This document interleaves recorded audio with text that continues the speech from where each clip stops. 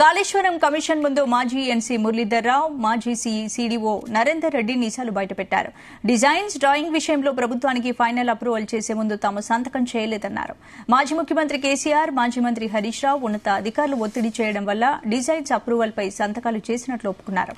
కేవలం లొకేషన్స్ ఆధారంగా designs, drawings ఏర్పాటయ్యాయని Narender Reddy తెలిపారు. ఇక ప్రతి డిజైన్ లో సీడీఓతో పాటు ఎల్ఎన్టీ సంస్థ పాల్గొన్నదన్నారు. ఇక ప్రాజెక్టు నిర్మాణానికి సంబంధించిన చర్చల్లో తాను ఎక్కడా పాల్గొనలేదని, తనను ఎవరూ పిలువలేదని కూడా నరేందర్ రెడ్డి స్పష్టం చేశారు.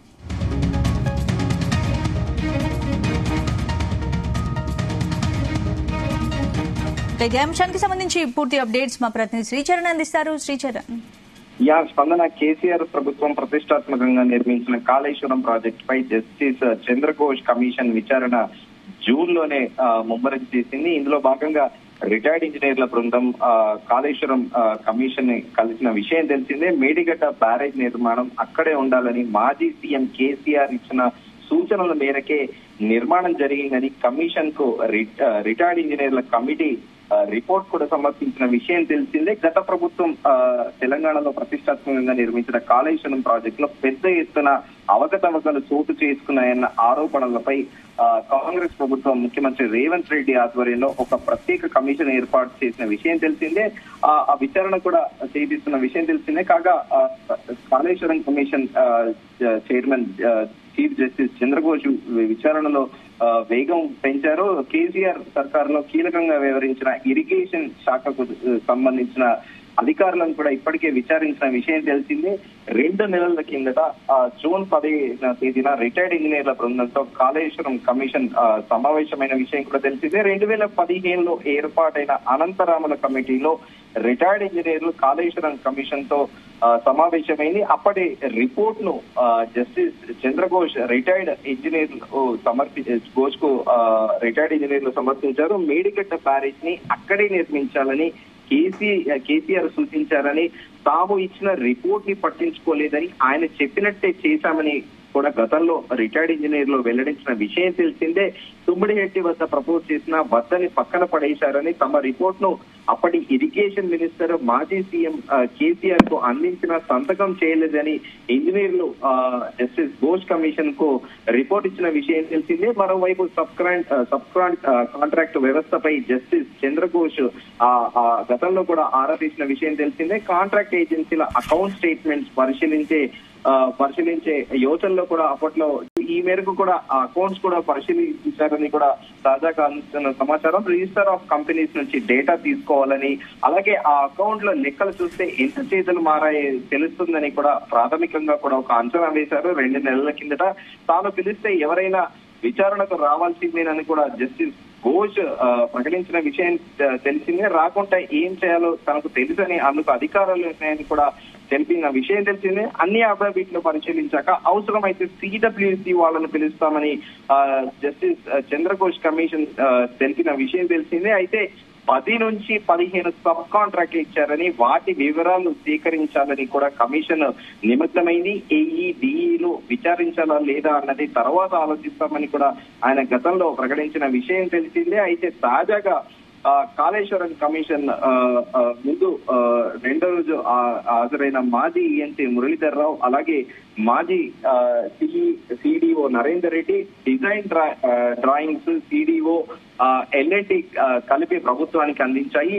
డిజైన్ డ్రాయింగ్ విషయంలో ప్రభుత్వానికి ఫైనల్ అప్రూవల్ చేసే ముందు సంతకం చేయలేదు. మాజీ ముఖ్యమంత్రి కేసీఆర్, మాజీ మంత్రి హరీష్ రావు ఉన్నతాధికారులు ఒత్తిడి చేయడం వలన డిజైన్ అప్రూవల్ సంతకాలు చేశానంటూ కూడా కీలక వ్యాఖ్యలు చేశారు. కమిషన్ ముందట కేవలం లొకేషన్స్ ఆధారంగానే డ్రాయింగ్ ఏర్పాటయ్యాయి అని కూడా నరేందర్ రెడ్డి మాజీ సీడీఓ కూడా తెలిపారు. ప్రతి డిజైన్ లో సీడీఓతో పాటు ఎల్ఎన్టీ సంస్థ పాల్గొన్నది. డిజైన్ డ్రాయింగ్స్ అనుమతి విషయంలో నిబంధనలు ఎందుకు పాటించలేదని నరేందర్ ను కమిషన్ కూడా ప్రశ్నించింది. అప్పటి ప్రభుత్వ పెద్దల ఒత్తిడి వల్ల గుడ్డిగా సంతకాలు చేయాల్సి వచ్చిందని కమిషన్ ముందు నరేందర్ రెడ్డి ఒప్పుకున్నట్లు కూడా ప్రస్తుతం సమాచారము. ప్రాజెక్టు నిర్మాణానికి సంబంధించిన చర్చల్లో నేనెక్కడా పాల్గొనలేదు, నన్ను ఎవరు పిలవలేదంటూ కూడా ఆయన కీలక వ్యాఖ్యలు చేశారు కమిషన్ ముందు. డిపిఆర్ కి గ్రౌండ్ లో కన్స్ట్రక్షన్ కి తేడాలు కనిపిస్తున్నాయి, అందులో నిజం ఎంత ఉంది అని నరేందర్ రెడ్డిని కమిషన్ ప్రశ్నించింది. అయితే డిజైన్స్ అప్రూవల్ అంశంలో మాపై ఒత్తిడి ఉందని, అందుకే హడావిడిగా అన్ని డిజైన్స్ పై అప్రూవల్ చేశామని నరేందర్ రెడ్డి కమిషన్ ముందు ఓపెన్ గా కూడా చెప్పేశారని కూడా సమాచారం. నిర్మాణం జరిగేటప్పుడు కన్స్ట్రక్షన్ తప్పిదాలు జరిగాయి, ప్రభుత్వం ఒత్తిడి వల్ల అధికారుల నిర్లక్ష్యాల వల్ల తప్పిదాలు జరిగినట్లు నేను అనుకుంటున్నానని కూడా ఆయన కీలక వ్యాఖ్యలు చేశారు. వర్షాకాలానికి ముందు పాటించాల్సిన నిబంధనలు గ్రౌండ్ లెవెల్లో ఉన్న అధికారులు కాంట్రాక్ట్ సంస్థ పాటించలేదు అంటూ కూడా ఆయన కమిషన్ ముందు ప్రకటించారు. పై అధికారుల ఒత్తిడి, ప్రభుత్వం ఒత్తిడి వల్ల క్వాలిటీ కంట్రోల్ చెక్ చేయలేదంటూ కూడా ఆయన కమిషన్ ముందు కీలక వ్యాఖ్యలు చేశారు. అయితే బ్యారేజ్ గేట్లు ఆపరేషన్ అధికారులు కాంట్రాక్ట్ సంస్థ సరిగ్గా పనిచేయలేదంటూ కూడా ఆయన ఉటంకించారు. టిఎస్ఈఆర్ఎల్ ఇచ్చిన మార్గదర్శకాలను కాంట్రాక్ట్ సంస్థ పాటించలేదని కూడా కమిషన్ అడిగిన పలు ప్రశ్నలకు ఆయన కొన్నిటికి సమాధానం చెప్పారు. అయితే ఈ మార్గదర్శకాలు మాత్రము కాంట్రాక్ట్ సంస్థ పాటించలేదని కూడా ఆయన క్లియర్ గా చెప్పారని కూడా సమాచారము. దీంతో పాటు కమిషన్ మరిన్ని క్వశ్చన్లు కూడా, పలు ప్రశ్నలకు సమాధానాలు కూడా ఆయన దాటవేశారని కూడా సమాచారము. అయితే ముందుగా అనుకున్నట్టు 2015లో ఏర్పాటైన అనంతరామల కమిటీలో రిటైర్డ్ ఇంజనీర్లు తో పాటు కాళేశ్వరం కమిషన్ ఇప్పటికే కూడా పలుమార్లు కూడా సమావేశమైన విషయం తెలిసింది. అయితే ఇక్కడ ముందుగా చర్చించాల్సిన అంశం ఏంటంటే సబ్ కాంట్రాక్ట్ వ్యవస్థపై కూడా జస్టిస్ చంద్రఘోష్ ఆరా తీశారు. కాంట్రాక్ట్ ఏజెన్సీల అకౌంట్ స్టేట్మెంట్స్ పరిశీలించాల్సిందిగా కూడా ఆయన ఆదేశాలించారు. ఆ అకౌంట్ లెక్కలు చూస్తే ఎంత చేతులు మారాయి తెలుస్తుంది అనేది కూడా ఆయన ఒక అంచనాకు వచ్చినట్టు కూడా తెలిసింది. అయితే అన్ని అఫిడవిట్లు పరిశీలించాకే ముందుగా అనుకున్నట్టు అవసరమైతే సిడబ్ల్యూసీ వాళ్ళని పిలుస్తామని కూడా చంద్రఘోష్ కమిషన్ తెలిపిన విషయం తెలిసింది. 10 నుంచి 15 సబ్ కాంట్రాక్ట్లు ఇచ్చారని, వాటి వివరాలు సేకరించే పనిలో కూడా కమిషన్ నిమగ్నమైంది. అయితే ప్రస్తుతానికి ఇంజనీర్లతో పాటు ఈ మాజీ రిటైర్డ్ ఇంజనీర్ల బృందంతో కూడా విచారణ పూర్తి కాక మళ్ళీ అఫిడవిట్లు వచ్చాకే విచారణ చేయనున్నట్టు కూడా తెలుస్తుంది. అయితే అఫిడవిట్లు పరిశీలన పూర్తి అయిన తర్వాత తదుపరి కార్యాచరణను కమిషన్ ప్రారంభించింది. అసిస్టెంట్ డెప్యూటీ ఇంజనీర్లను విచారణకు పిలిచి వారి నుంచి మరింత సమాచారం సేకరించాలని కూడా కమిషన్ డిసైడ్ అయింది. కాళేశ్వరం కమిషన్ ప్రత్యేకంగా కూడా దృష్టి సారించింది. అఫిడవిట్ పరిశీలించిన తర్వాత ఓపెన్ కోర్టులోనే మరోసారి అందరినీ కాళేశ్వరం కమిషన్ క్రాస్ ఎగ్జామిన్ చేయాలని కూడా డిసైడ్ అయిన విషయం తెలిసిందే. అయితే కాళేశ్వరం ప్రాజెక్ట్ లో బ్యారేజ్ల నిర్మాణం విచారణను ముమ్మరం కూడా చేసింది. ఏజెన్సీల అఫిడవిట్ ఫైల్ చేయమని కాళేశ్వరం కమిషన్ జస్టిస్ చంద్రఘోష్ గతంలో కూడా స్పష్టం చేశారు.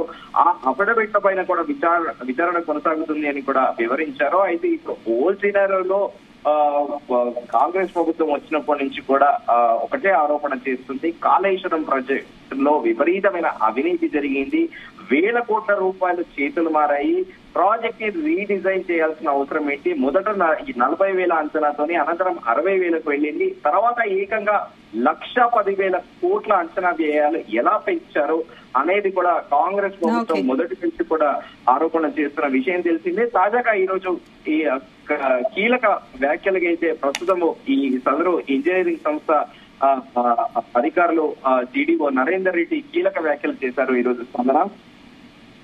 Right, thank you శ్రీచర్.